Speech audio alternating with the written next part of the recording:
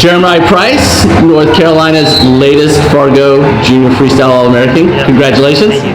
All right, man. So, yesterday was a grind. Yeah, it was. Yeah. So, kind of walk me through, like, just in general. You had 3 wins, tough wins. Then you had a loss. Then you had to come back through, and you had to win 3 times on the backside to make the podium.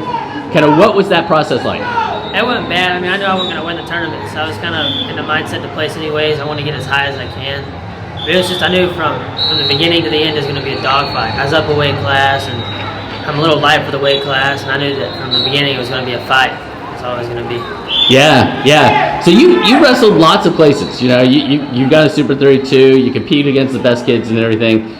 Walking into the dome, was there, was it a surprise in any way? Were you, did you see all the, what was your thoughts? It wasn't really a surprise. I knew I could compete with those kids. It's just time to prove it and show that I could compete with the kids and that I'm where I belong. And it was just, the only thing different was I usually wrestle folk style and it was freestyle. So it was a little change of styles, but yeah, it was a good change. How long have you been wrestling freestyle? Maybe a year. I wrestled in my 8th grade year, and then I stopped for like 2 years. Okay. Wrestling this year. Okay. So what was the reason for coming back to want to go to Fargo? I wanted to go to Fargo in my 8th grade year, but I didn't think I was ready.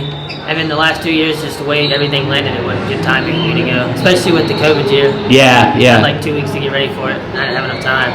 So this year, I wanted to do it, and I've been training as soon as the season ended, so I haven't stopped since. Anybody you want to give a shout out to that kind of helped you? Because look, making the podium, whether it's 1 or 8, out of the number of individuals in your bracket, is a huge accomplishment. Right. So you obviously didn't get there on your own. That you had some help, kind of people prepping you and everything else.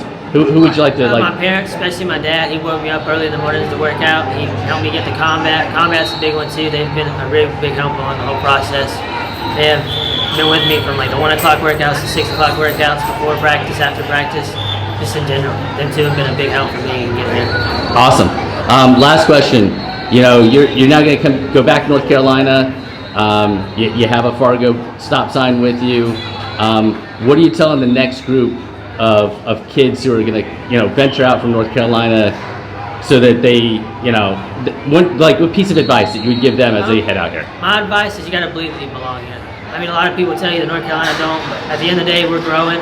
There's a bunch of athletes that have All-Americans here. There's a few that's moved away, but they start off in North Carolina. North Carolina's growing, and you just got to believe that you belong here. That's the big thing. All right, and when will we see you next? I'll be Super 32. Super 32? Yeah, I know. Or Elite 8. I'll be an Elite 8. All right, you're going to go grab... Oh, you're going to be an Elite 8? Yep, I'll be an Elite 8. All right, so I'll be there at Elite 8. I'll be at Super 32, but you're going to go get that belt? Is that the next thing? So is a belt or is a plaque a better trophy? Probably a belt. Probably a belt? Yeah. All right, thanks, Jeremiah. Thank you.